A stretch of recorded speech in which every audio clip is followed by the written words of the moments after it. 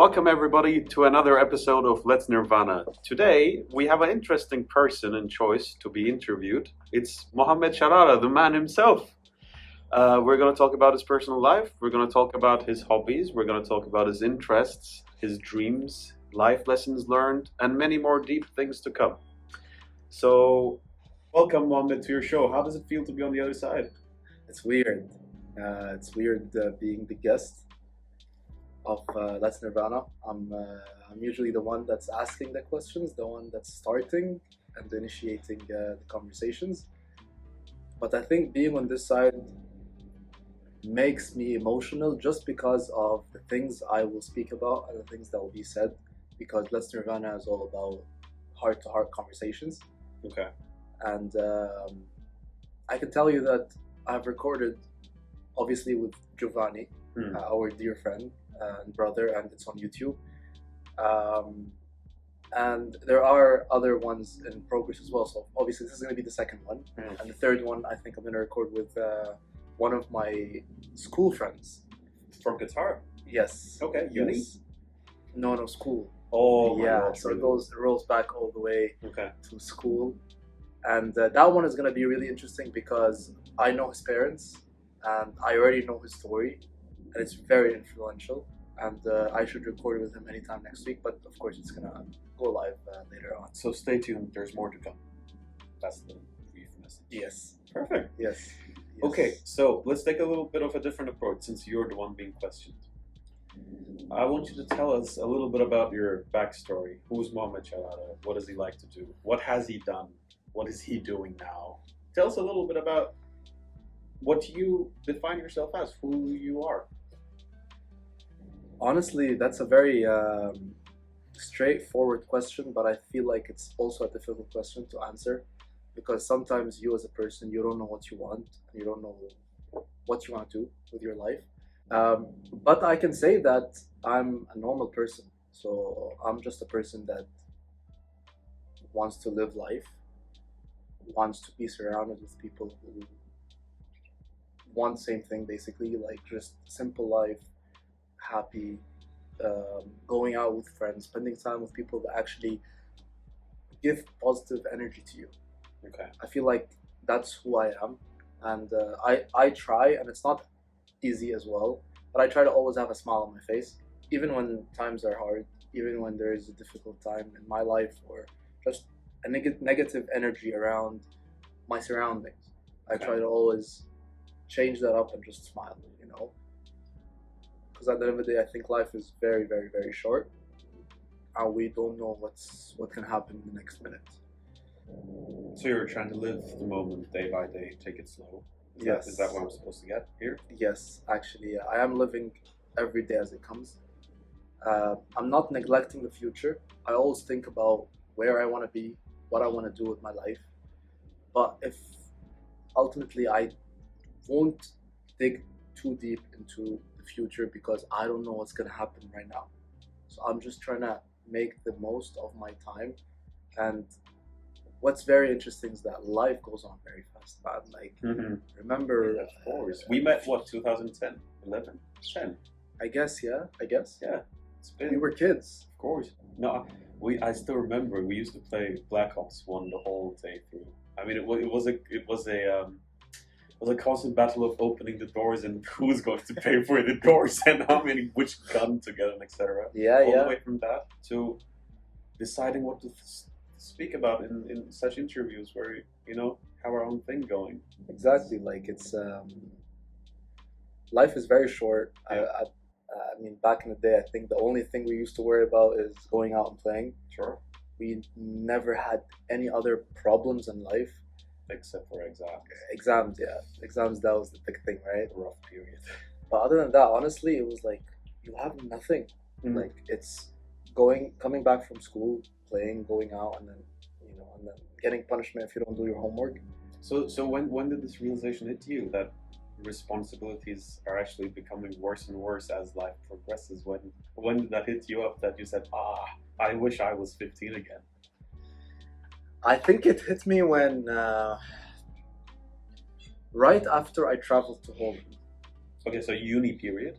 Yes. Okay, what year was that? 2000? So when I joined the Dutch university here in Qatar, which is NHL Stenden. Yeah. And the third year of uni, we have to go there as exchange students and to just live the whole year there and do all our courses there and stuff. So I was not fully independent, of course. My father was supporting me in expenses and stuff. Sure. But it was 1 year of me being by myself and doing everything by myself. Okay. So everything in terms of buying groceries. What was the hardest thing that you were responsible for while you're staying? I think myself. In what sense? In sustaining life? In being away. No, not in cooking and stuff, but in being away from everyone else that you love, being away from the country that you call home, and being just in a different atmosphere, different culture. So Dutch people in general, they're very nice. However, Shout out to Dutch people. Yeah, I have a lot of Dutch friends, but they are taught differently from a young age, where they become independent from a young age. And I saw a lot of people that were with me in uni were working at a young age, right? So they were working, they were paying for themselves because they have rent or whatever, and some of them even sharing, like they have a studio or whatever, a villa, and people, exactly. So it's completely a different lifestyle. How did that affect you? I was not used to at all. When you got exposed to this European culture, what was the first? What was, if you had to describe it in a few words for me, in a sentence maybe? What were your what feelings did it invoke in you when you saw all these young people your age who were paying for their own rent and handling their own affairs, basically being alone in life, You want a sentence to describe that? Yeah. Did you feel lucky? Did you feel unlucky? Did you feel did you have a self-discovery moment that you can do more than you did in Qatar, or how was it? I'll say two words. It's grateful. I was grateful and challenging. Okay.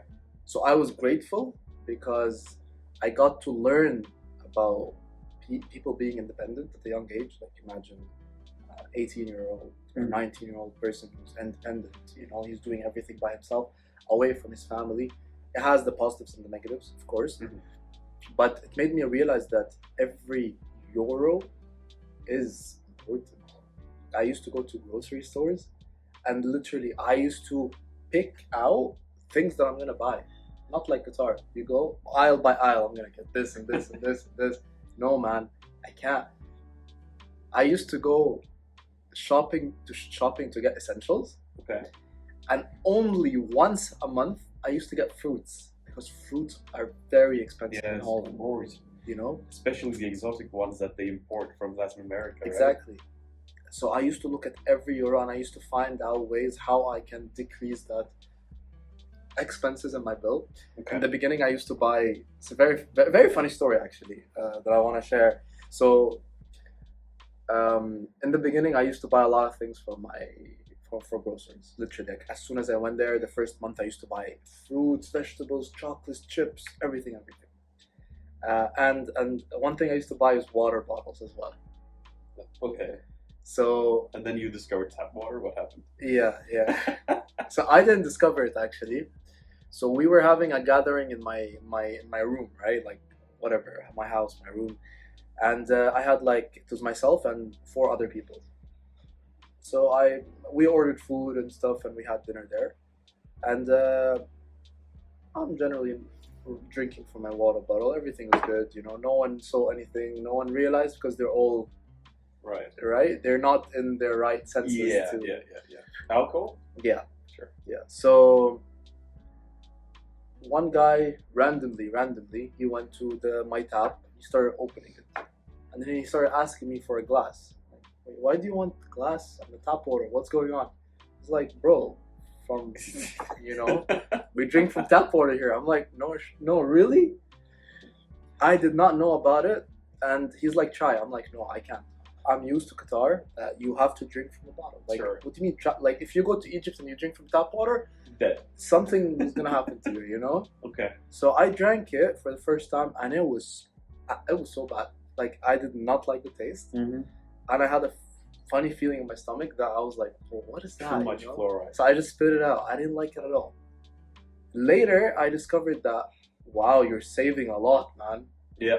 Save. And I was like, listen, I'm not going to buy water anymore. And I just literally left it. And I kept doing it from The top. taste is worth it? I got used to the taste. Oh, okay. From how it costs, like I used to. The thing is, I didn't like tap water. Maybe later on I realized because it's not cold. Like it's just normal. So I used to take normal bottles, right, and just fill it in, and then keep it in the fridge. Okay. You know what I mean? And the That's next smart. day I drink it. Sure. Okay. So, yeah. So it's like I said, I'm grateful that I did have that experience. Although I did not actually finish a year there. It kind of it was 9 months or something. I left early for some circumstances. So I am grateful because I learned a lot about you're by yourself. Stop spending a lot. My dad, I think, used to give me 800 euros there per month. And that was a lot, by the way. 800 euros per month is a lot. And I used to see my classmates, they used to get the same amount of money and spend it all in like a week. You know? I guess that might be a little bit because you don't drink and smoke. Yeah. Could that be? Yeah. Yeah, man, of course, man. Come on, you know how life is there. You No. traveled yourself. But no, I mean every they have weed. It's everywhere. Did you ever try weed? No, Do you regret not having tried it while you could? no, actually. What are your views on it? Because you've seen that culture as well. Thing is, look, even same thing with alcohol. I never had that thing in me that I want to try alcohol. Okay. Even with cigarettes, you know what I mean? Like I never had that. I don't know. I'm a person who likes to try things, but never in alcohol, never in cigarettes, and also in weed. That's great. Like, I remember one day we went to my friend's house and we had pasta and stuff. The only thing that my friends cook there, by the way, is pasta. With ketchup? Mostly. No, yeah, that's disgusting, bro. No, just like pasta, normal red sauce pasta. you know? Right. Okay. Spaghetti, even not. Yeah. So it was that. I guess mostly, if you go there, you'll find that because they cook it. It's the easiest thing to cook. Fast, Cheap and easy. fast. Cheap and fast. And we were 6 people in a room, literally from this wall. Your room, your gaming room. Okay. That's how big the room was. It's like 15 square meters, 16. Right. Of course, there's the bathroom on the other side, Okay. and then a small kitchen. So, but I'm talking about the room only. So it was a studio. Yeah. Okay. So we were 8 people. 4 people were playing cards, and the other 4 people, we were sitting in a circle, literally like this. 4 people here, and then the other just, scattered around. Okay. And all of them are smoking. Literally all. And the window's closed. Oh, so wait a second. So you did smoke it indirectly as a second-hand smoking? It's like how you're smoking cigs as well. Yeah. Second hand. Yeah. So that day, I think the beginning 2 hours I was there, and the last 2 hours, I don't know what happened. So You don't remember? at the end of the night, I don't remember. No shit. Yeah. So what they kept telling me is that I started singing and saying weird words. And that's what the influence, I think, on me did, where it's weird that I don't remember because it's not alcohol, right? If you drink too much. It was your first time, right? Being exposed to such a smoke? Because it was a small room. It was a literally tight room, Okay. windows closed, right? So it was a hot And box. kind of thing. hot box, everyone around me. Yeah. So it was the experience that I won't forget as well. Oh, So you great. get to learn bits Yeah. and pieces from everyone that you meet and everything surrounding you. I have a big question. Now that you say you've experienced that for a while, and then obviously you've experienced the Qatar culture, the Middle East, the Gulf culture, would you say that you would travel back there to work or to live? Or was it not, was it a grateful thing that you were grateful for a limited amount of time and that you'd like to keep as a memory? Honest. I would never go to Europe and work. Okay. Work and live, never. Even if they give me 100,000 euros or pounds or whatever per month, I would never go. For many reasons. First, it's not as safe as the Middle East. No way. Culture is way different. Can I just say something? That's really funny because in Europe they would always assume that Middle East is always the unsafe one where there is the stereotypical terror attacks. It's all bullshit, obviously. They do think that way because of the media and Yeah. how they portray us. Of course. No, you have a beard, it's a problem. I mean, You know, no, you have an accent is a problem. that's the first number one racism there. Yeah.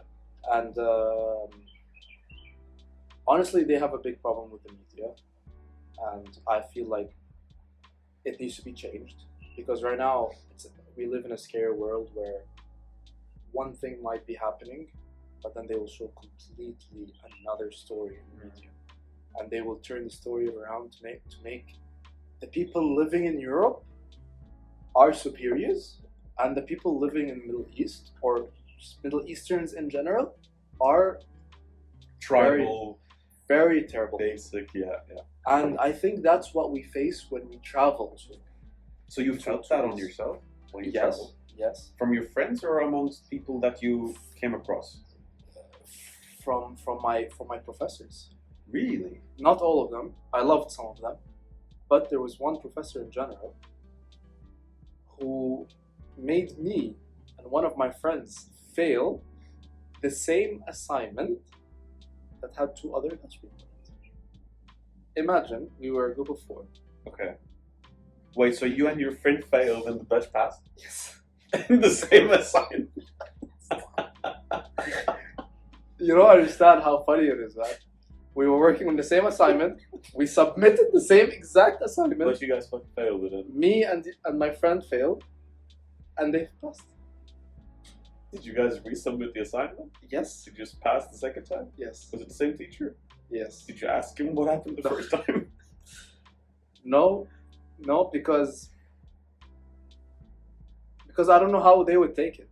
Like, because I think if I asked, it would go bad. So you felt threatened as a student? I didn't feel safe. I felt like, of course, there is discrimination against their own people. Yeah. But in Qatar, you never feel like, even if they, obviously, it's their country and stuff, and the Qataris love the Qatar, and me as an Egyptian, born and raised in Qatar, I love Qatar. Right. But I never felt a person coming and discriminating against me for something else to that extent. Okay. There is discrimination everywhere you go. Sure. But there is a level of respect. Mhm. There, it's a fake respect. So you think people weren't sincere in their intentions? Like, Not at all. face is good, Yeah. but inside is different? Yeah. Okay. And people, also what I realize is that people are only with you in the fun part. Mm-hmm. So they have their own lives. If they want to go out on Sunday to go to the Coffee shop? Yeah, coffee shop, or to go to the whatever party at night. Yeah. Sure, let's go have fun, you know. But then a serious time where you need their help, for example, in a project or anything, they don't know you. Really? So in the real world, you're by your own. Okay. And I felt that in my stay, but also obviously my siblings live outside in the UK, and it's the same thing. Okay. So Where you're alone. So basically you felt isolated in most Yes. things, right? And that's the challenging part. Mm. You know? That's the challenging part, where I'm alone. Okay. You go to Europe, and okay, you, for example, a person who drinks might go there, sure, but you can drink in here as well. It doesn't matter, right? So it's not about drinking. It's not about partying. You can do that here, Sure. but it's about being in a place where everyone is different. The Mhm. culture is different. I love their culture, by the way. It's amazing. Okay. Like, in terms of people are friendly, they're very friendly. You can walk out and make friends and just on the street smile. Everyone is smiling. And of course, there's like the greenery everywhere. Mm-hmm. Mm-hmm. And, the place looks amazing. There's a lot of like tourist places. But in general, you go alone. You're alone. So there's a part of it that feels fake almost. I'm understanding. Is that what you're getting at? Yes. Like on the face It's value, everything's great. It's too real to be like, I don't know, it's too real to be true. Like, or it's too, how do you say it? Like, Brute. I feel like it's there, but it's like, is it like Photoshop? You know what I mean? Like, I feel like something is weird about it. Okay. And part of me was honestly dead. Part of me was dead. So did you feel depressed? Or did you Yeah. feel like, you felt the need to come back, kind of thing? So that's one of the reasons why I came back. Okay. So how long did you stay for? Around 9 months? 8, 9 months. And then you came to Qatar. You were done with uni. You wrote your thesis. And Yeah, I finished it here actually. So okay. So we were supposed to submit it there, but I did all my exams and stuff. I finished and I came back, but I took exemption to come back, and I submitted my thesis there. Like I submitted it online to the professors there. Right. Okay. But you On did it board. from here while you were here. I completed it here. Yeah. I Okay. completed my thesis here. Right. Right. I could not stay there anymore. It was too depressing for me. All the friends that I came with from Qatar, they were all on different paths. How were they? What, did you see them change and become better or worse? No, I think some of them appeared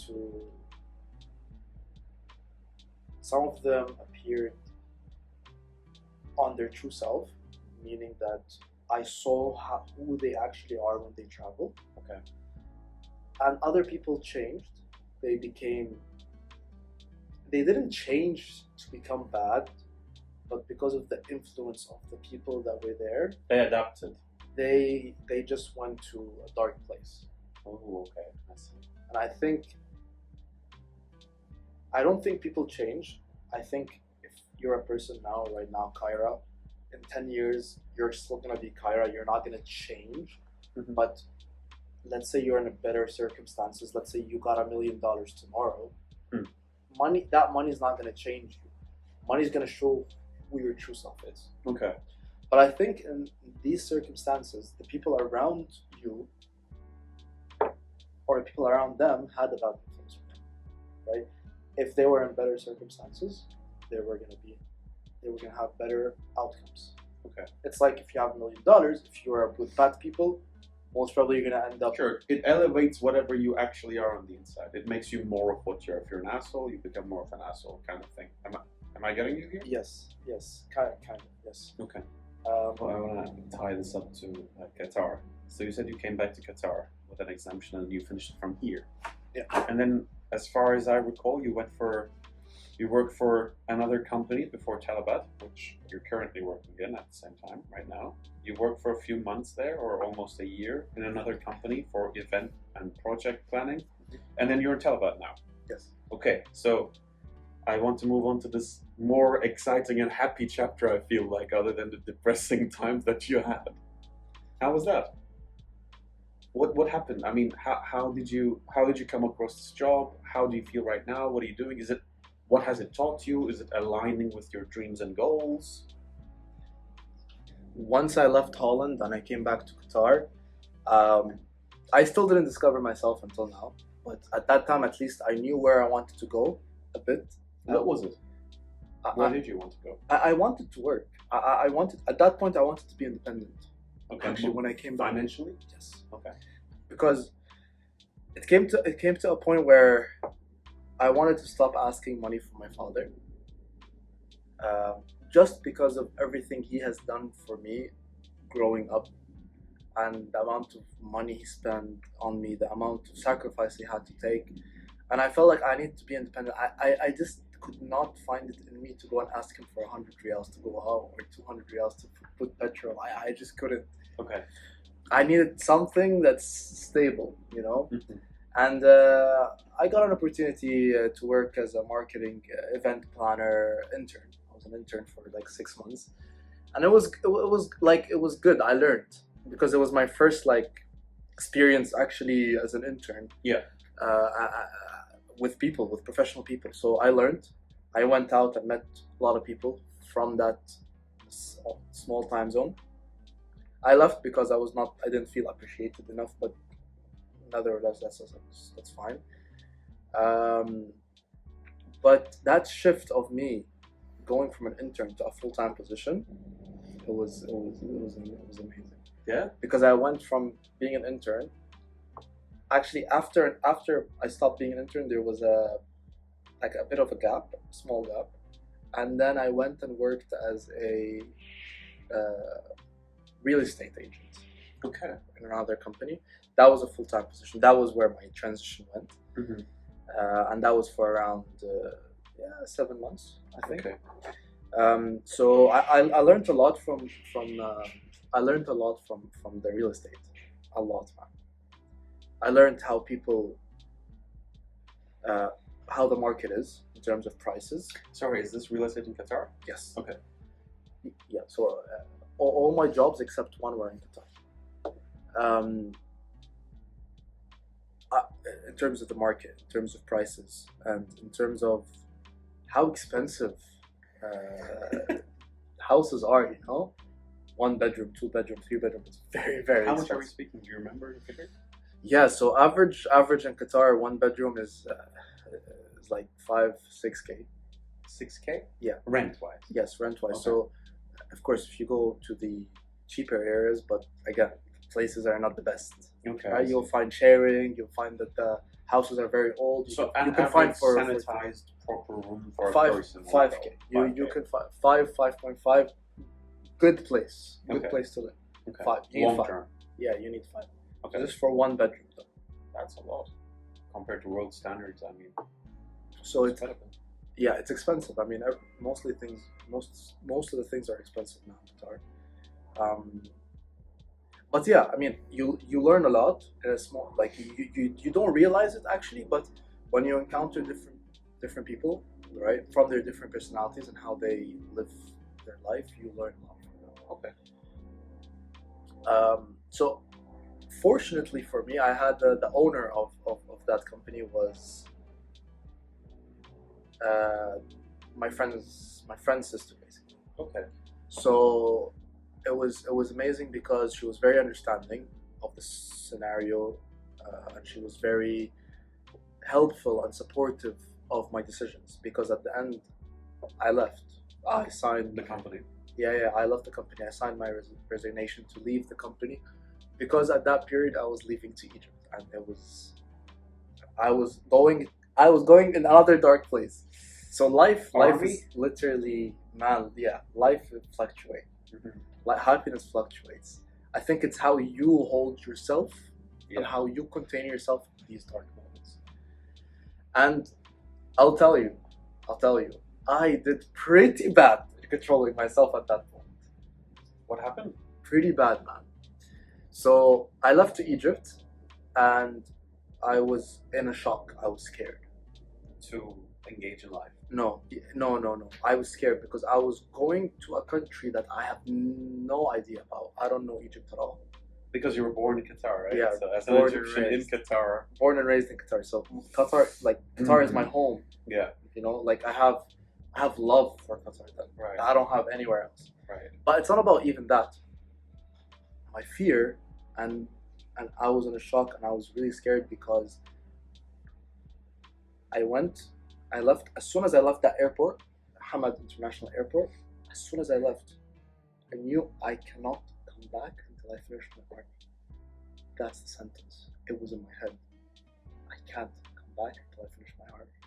And I told my brother, listen, you're gonna do everything you can to finish this thing. Mm-hmm. Finish it. Mm-hmm. I went in a dark place because of that reason, where when I went there, I'm trapped. Literally, you're trapped in a country, you cannot travel. You have a passport for no reason, you can't travel. Mm-hmm. Unless they give you an exemption or you're done with it. So you need that stamp. So that period of time, it was almost a year. And I tried to pass my time doing stuff. So I worked in a company for a bit to get some experience in HR and like recruitment and stuff like that. So you worked in Egypt? Yeah, just for a bit, yeah. Okay. Yeah. Just to get some experience at least. But was it not anything nice that you were actually back in where your blood comes from? I mean, where your blood originated in? Was it not funny at least? Because you as far as I understand, you've never lived there properly for the term. So. Yeah. That was my most that I lived in. So in was Egypt, it just tied with a dark time? Yes. So you think of it as dark, or okay? Yeah. So I never had a good impression of Egypt. Egypt is beautiful in a lot of things, but for me as a person, I just never had that tie, right? And I never had that attachment. And everywhere I go, every person I see, everything negative, even if it's just small, it's just big in my head. Mm-hmm. It's just like big, even if it's that small, Someone said something, someone talked this way, someone threw something on the floor, someone Yeah, he beeped at you, and man, everything is just so big in my It my amplifies. head. Yeah. It becomes times 20. So, anyways, I tried passing my time with my work. I tried doing a bit of Photoshop classes and stuff like that. I was cooking every time as to pass time. I was cooking. I went to the gym. I got fit for 2 months. I remember. I we got were texting lean. at the time. Yeah. I got lean and fit. And I remember we were playing FIFA at that time. That as was well. Remember? That was the midlife crisis time. Yeah, we were opening. No, at that time, 85 times. 85 times 10. Remember, we were getting all the amazing players. Oh, that was good times. No, I remember. I actually remember at the time we were speaking, then how shitty of the time it was. But now that I think of it, I think it was still fun. We would have in a positive light. I don't know about you because you went through something completely different, but Yeah. I think do you have the tendency that you sometimes believe you're going through a shit time, but then in reality, when you go back, like in a couple of years, you think back and you're like, it was actually not Yeah. funny, it happened. Yeah, I You have have that. that? I have that realization a lot. Yeah. A lot, many times actually. I have it a lot. I have it. I think on a regular basis when I'm just reflecting on myself and going back through the years. Like, wait, why was I complaining? What's wrong with me? And then when I sit with someone else and I hear their story and what they're going through, I'm like, why did I even think about being unhappy at that time? But look at what other people are going through. Okay. And then you look at the unfortunate people, like the people who are not privileged like us. They don't have the money, don't have the house, don't have health. You know what I mean? And I'll tell you a story. I'll tell you a story later about Talabat when I joined as well. But yeah, it was a dark place. I think at that time I was emotionally dead. I was depressed. I kept breaking things in the house. Really? Yeah. I broke a table. It was one of my brother's favorite tables as well, and he got annoyed with me. And now every time he thinks about it, he laughs. See, I told him, like, you see, I broke it. Now you laugh at it every time, and it's there, like it's broken. So basically, it's a round table. Yeah. Okay, and in the middle, it's a round glass. You broke the glass. So I broke the glass. So what he did, he got the glass, he put like a rod under it so it doesn't fall, and he tried to glue it together. So now you can see the crack, but the glass is there, right? And honestly, that's how life is, right? Where if you get a crack in yourself as well, Fix it up. it will never be fixed 100%. You can always see the crack. Yeah. But hey, life moves You on. work around it. You know what I mean? Yeah, exactly. And it's beautiful how even something like that symbolizes how life is.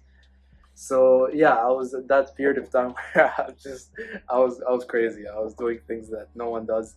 And honestly, I think I never said this to anyone before, but I was thinking about suicide. No. Yeah, it was a very dark place. How come you never told me about that? I never told anyone. I'm not sure if this is gonna be on camera, but how did you never tell me about this? It's exclusive. I don't know, man. I never spoke about it to anyone because you just thought of ending it all. So basically, we live in a villa, right? So Don't tell me you thought of jumping. So the whole villa's ours, right? Okay. The whole villa's ours. Yeah. So I went on the roof, and I was sitting there. I was like, wow, man, the weather is amazing. I have music, I'm jamming, and I'm like, screw all this, What happens if I jump? Like, this is. I thought about it literally every day for like 3 months. What happens if I jump? And I look down there, I'm like, oh no, I'm not doing that. Again, what happens if I jump? And I kept asking myself that question. And I'm like, if suicide was not haram, I'm the first one that's gonna jump. Really? Yeah. So what? Religion is the only thing that kept you alive? I think so. Yeah. Because I feel like, man, like honestly, thinking of, like, obviously I got more wise and stuff, but life is hard. Life is honestly hard. There's a lot of things that make life very difficult. And sometimes I feel like you're just born to pay bills. Then you grow old, you get diseases and stuff, and then you die. And then you suffer from these diseases.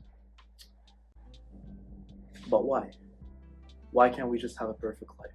Why do we have to wait until we go to paradise, inshallah, just to have a perfect life. I have that thought, but it's a very small thought, honestly. It's a very it's not big. How do you battle it? What's your remedy against the thought? I look at the positive sides Okay. of living. Do you look or do you believe in the positive? Do you actually make an effort to stand Yes. straight? Yes. So you consciously make an effort. Yeah, so I say, okay, the negatives are there. You want to focus on the negatives, or you want to focus and grow on the positives? Okay. So I decided that no, I want to grow on the positives. So I have negatives. I'm living with the negatives. I'm living through them now, and I'm gonna live until I die with the negatives.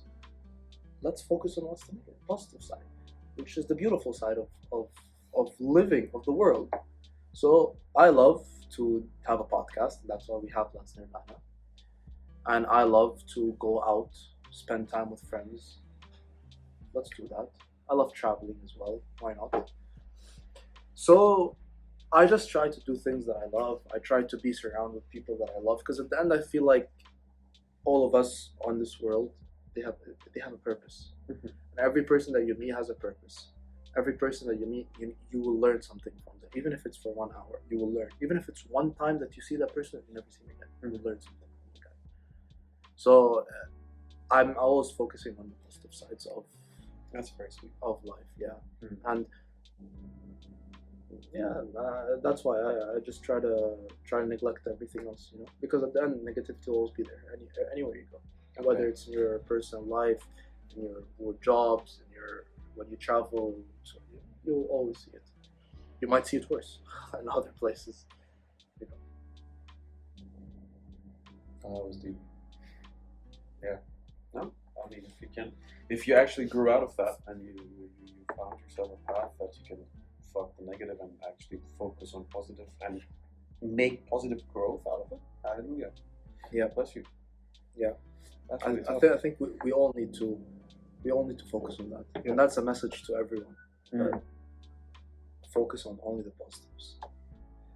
Yeah. There's always going to be negatives. I'm not saying neglect it, but find a way around it. There's always when there's always a problem, there's always a solution. No matter what it is. We're all going to have setbacks in life. So as a person who even considered suicide, even if not realistically, even if still just a thought is still a thought. So you say that was a dumb thing to do and that there's always a way out of any negative there is. Yes.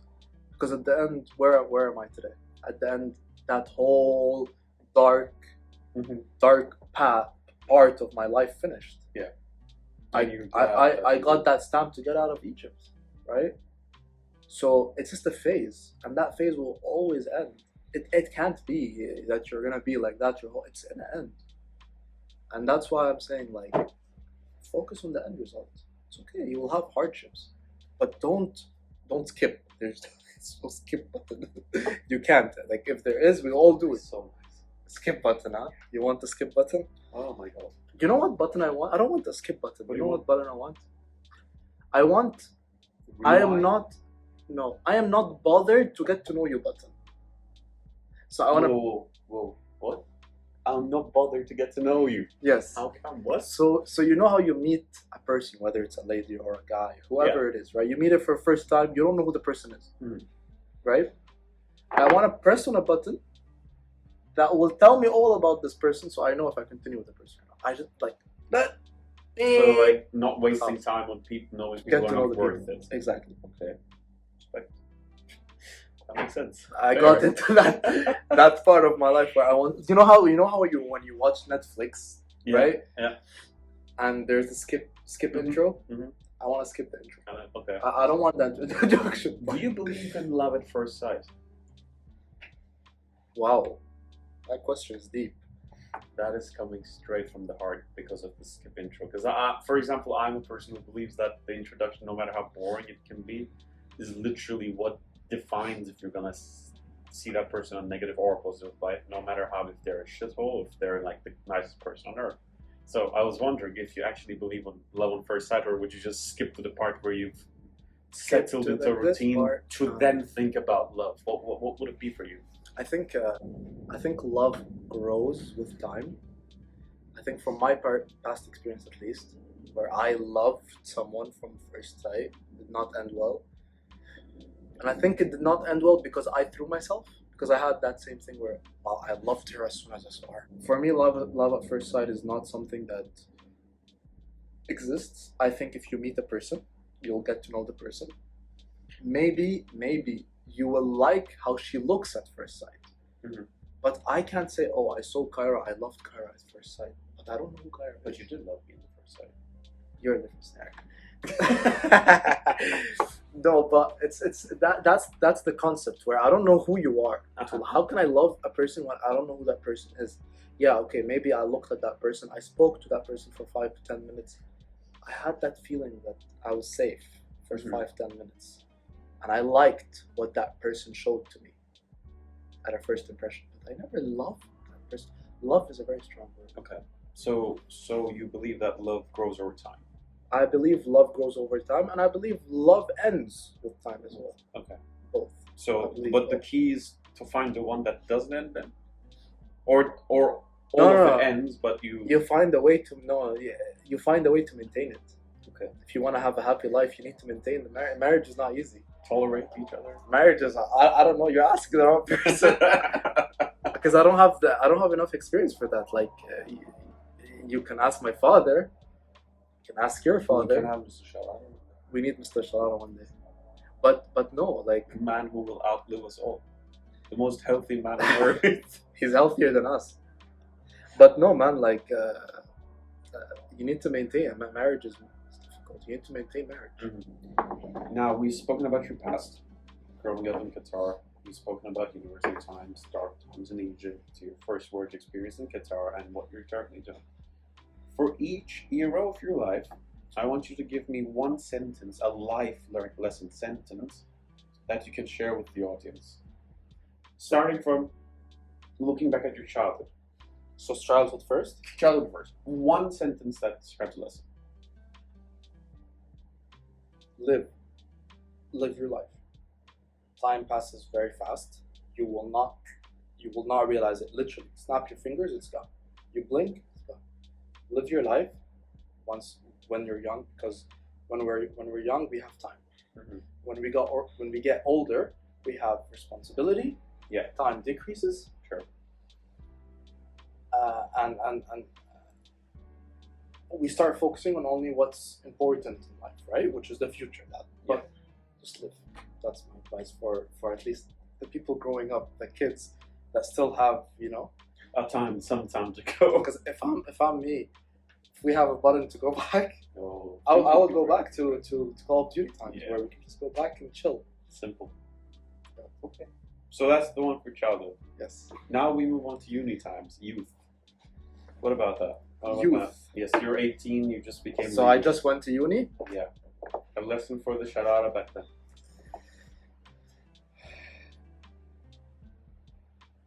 I'm trying to think what can be a good lesson for uni.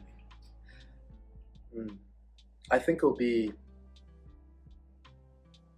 expose yourself to uncommon circumstances. So basically, go out of your comfort zone to meet new people, have different interactions, because in university there's a lot of people, especially in the third year when I went to Holland. Make connections. And in the 4 years of uni, you have a lot of time to work on yourself. Okay. Meaning, you finish your classes, you finish your exam, you have a lot of time. Start a small project, learn something, start a podcast. This is my advice. So invest in yourself. Invest in yourself, yes. Okay. If I would go back, I would do that. Because Okay. I waste a lot of time in uni going out with friends and playing cards. Okay. Then we move on to the dark time, Sharara. Dark time. What do you do in that dark time, Mohammed? Give him a sentence as a lesson that he would have loved to hear back then.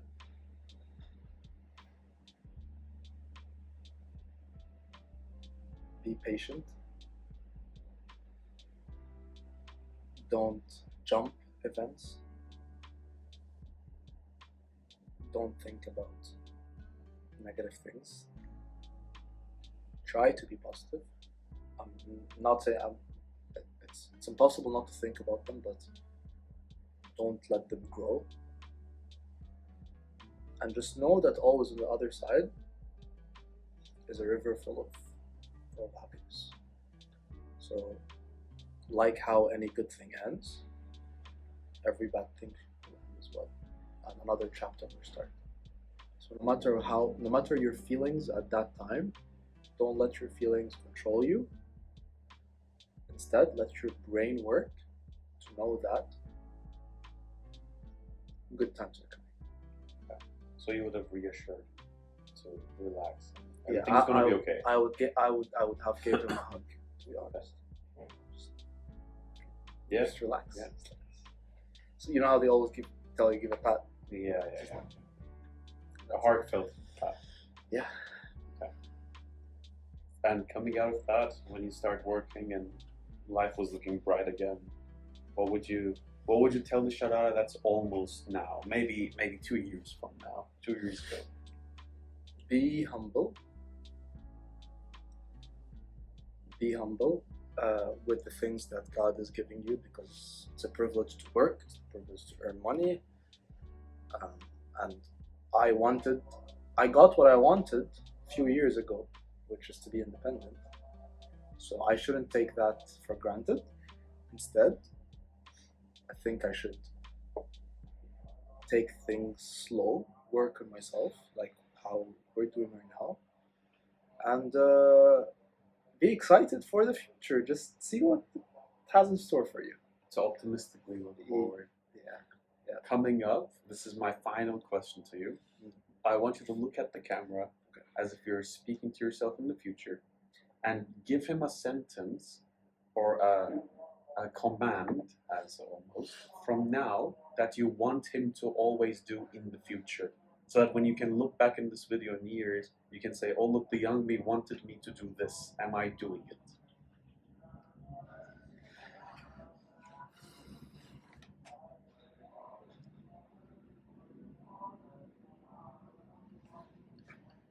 First and foremost, I think you have to be kind to yourself.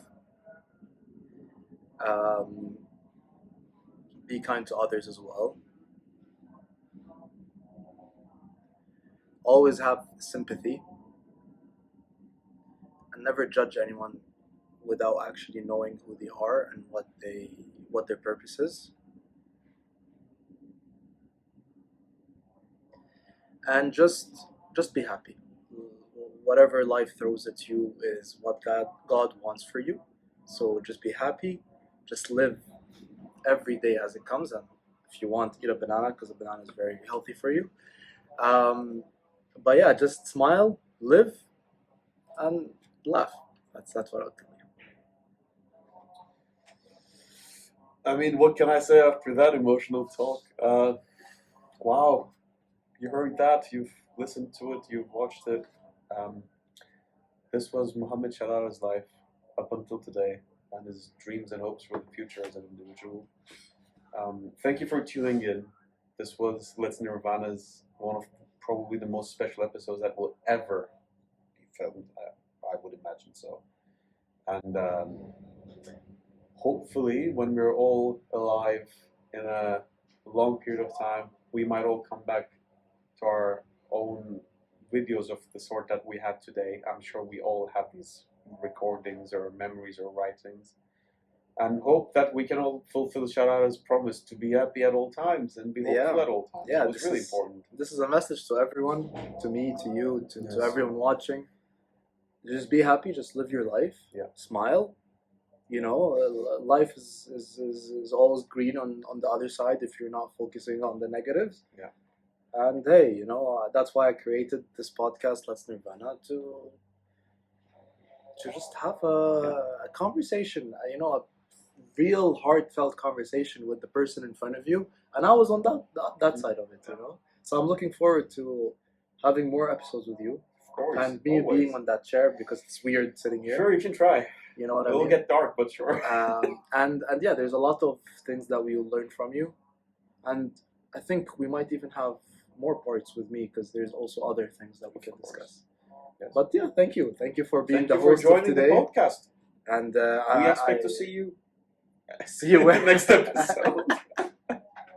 Oh, and before we forget, because I think this is really important, we're going through a really tough time nowadays as the world, as the Middle East, as not just Muslims, but as human beings whose rights are being violated. And I think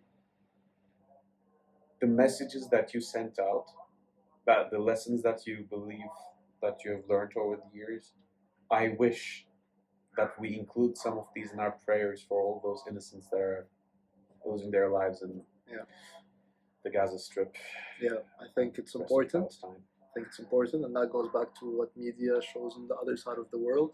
Exactly. So we're always supporting, and thank you for bringing that up, because next time I want to wear kufiya or something, or like a Palestine armband or something. I think that'll be a strong message to tell people that, hey, we're with them. We're with them some way or another, although it's just a video going on YouTube. But again, maybe YouTube will block it. I don't know. But it's still worth a try. But it's worth to try it, definitely. And God is with them. Let's pray for them. At the end of the day, I think they're the strongest people to ever live.